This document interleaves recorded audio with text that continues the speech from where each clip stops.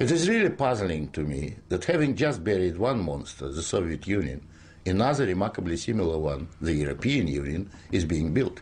Exactly what is the European Union? Perhaps by examining the Soviet version we can get the answer. The Soviet Union was governed by 15 unelected people who appointed each other and who were not accountable to anyone.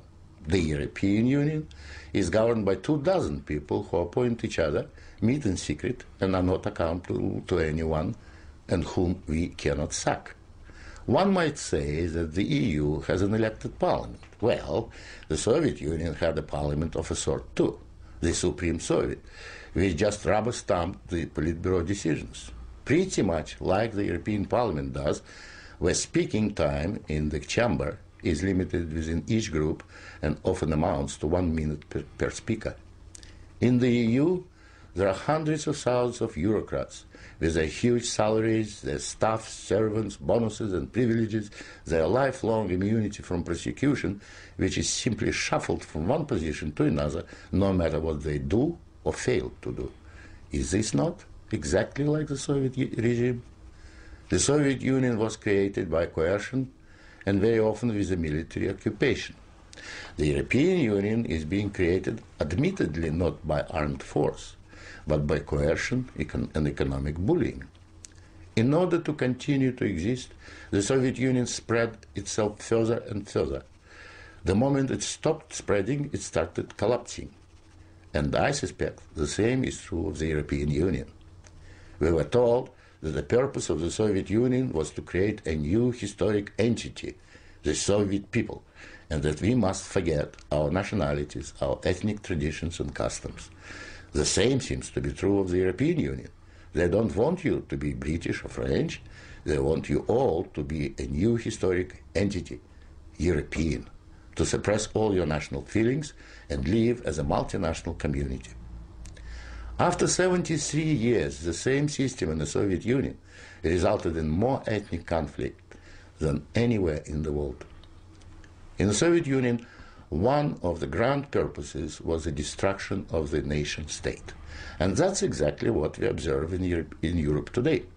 Brussels intends to absorb nation-states so that they should cease to exist. Corruption was built into the Soviet system from top down, and so it is in the EU. The same endemic corruption activity that we saw in the old Soviet Union has flourished in the EU. Those who oppose or expose it are silenced or punished. Nothing changes. In the Soviet Union, we had a gulag. I think we have a gulag in the European Union also, an intellectual gulag known as political correctness. When anyone tries to speak their mind on questions of race or gender, or if their views differ from those approved, they will be ostracized. This is the beginning of the gulag, the beginning of your loss of freedom. In the Soviet Union, they told us we needed a federal state to avoid war. In the European Union, they are telling you exactly the same thing. In short, the same ideology underpins both systems.